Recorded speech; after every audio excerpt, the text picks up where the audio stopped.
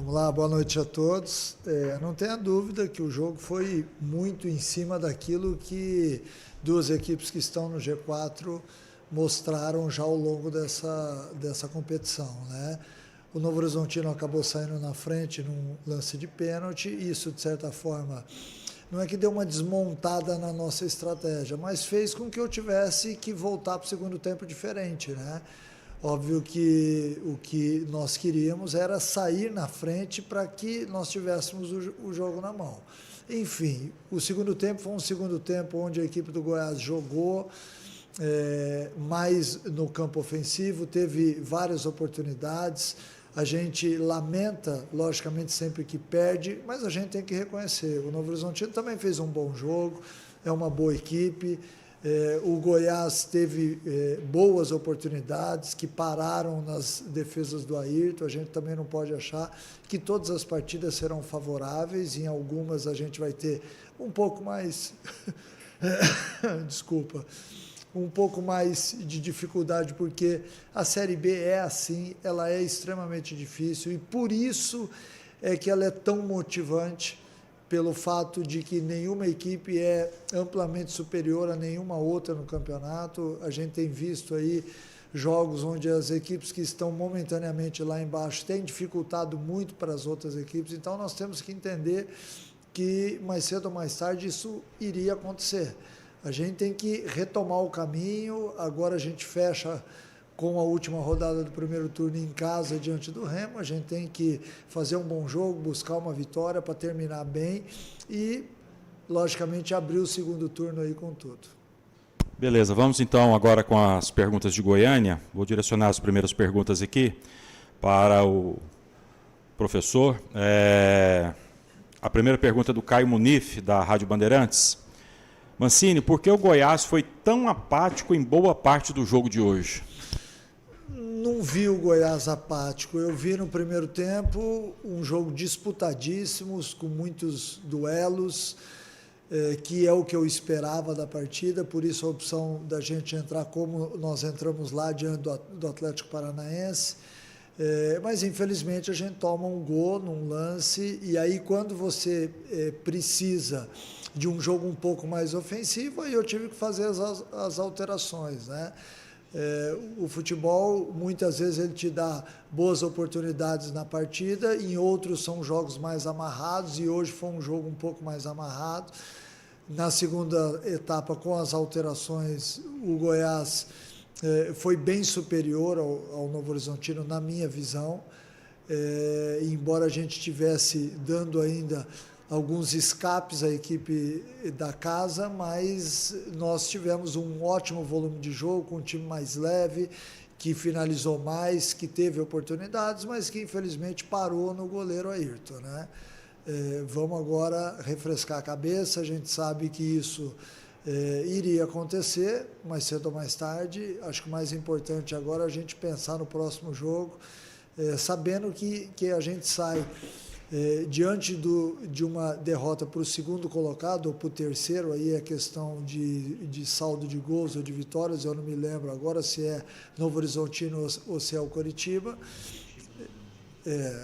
O Novo Horizontino em terceiro hoje, mas com o mesmo número de pontos. São jogos difíceis mesmo, a gente não vai achar facilidade em todas as partidas, e infelizmente o campeonato é assim, motivante.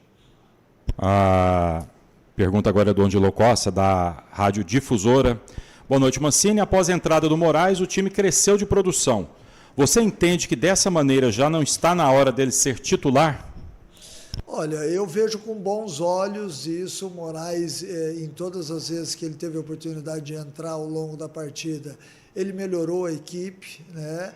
Óbvio que essa é uma decisão que nós não vamos tomar agora, a gente pode tomar ao longo da semana, porque nosso jogo diante do Remo é só na terça-feira que vem, mas ele luta com boas ferramentas. É um atleta técnico, um atleta ofensivo, que tem um jogo muito vistoso, e junto com outros atletas ele faz a nossa equipe evoluir em termos técnicos. Só para complementar aqui, professor, a gente é líder com 36, o Coritiba 34, é o segundo, o mesmo número de pontos do Novo Horizontino, e entra a questão do saldo de gols, tá? Só para... aí das vitórias, né? O Coritiba tem 10 e o Novo Horizontino tem 9, que é o primeiro critério. Vamos aqui agora a pergunta do Igor Bernardes, da Globo CBN. Mancini, a opção de entrar com 3 volantes deu certo contra o Atlético Paranaense. Hoje não funcionou bem. O Goiás, inclusive, tomou o gol cedo. O que aconteceu de diferente nesse jogo? Tomar o gol. A gente bobeou num lance que é um lance difícil, porque há um desvio naquele atleta que estava sendo marcado pelo Tite, há um desvio na bola, o Messi acaba perdendo tempo, o Pablo Diego entra nas costas e acaba sofrendo pênalti. É difícil você tentar prever aquilo que vai acontecer num jogo de futebol, né? Nós sabemos que qualquer estratégia pode dar certo ou não a partir do momento em que a bola bate na trave e entra, ou bate na trave e sai. E aí, depois do jogo, obviamente que a gente enxerga todo o panorama.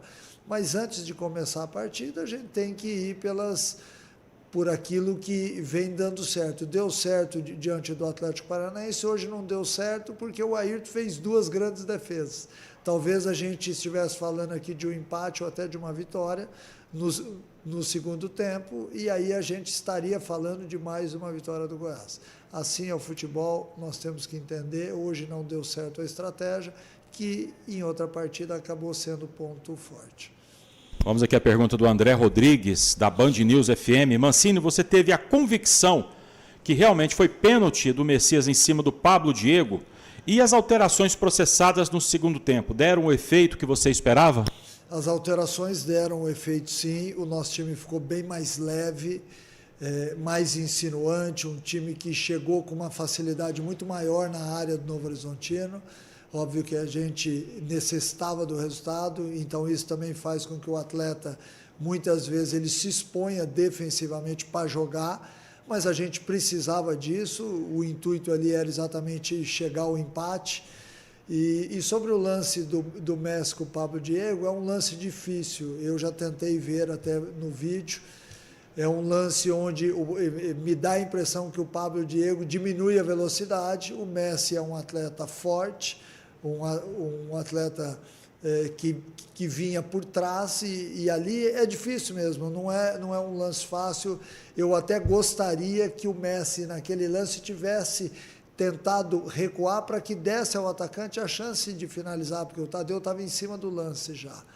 Mas, enfim, ele me disse agora no vestiário que tentou fazer isso, mas que, infelizmente, pela velocidade que estava, acabou chocando contra o atleta, o que ocasionou o pênalti.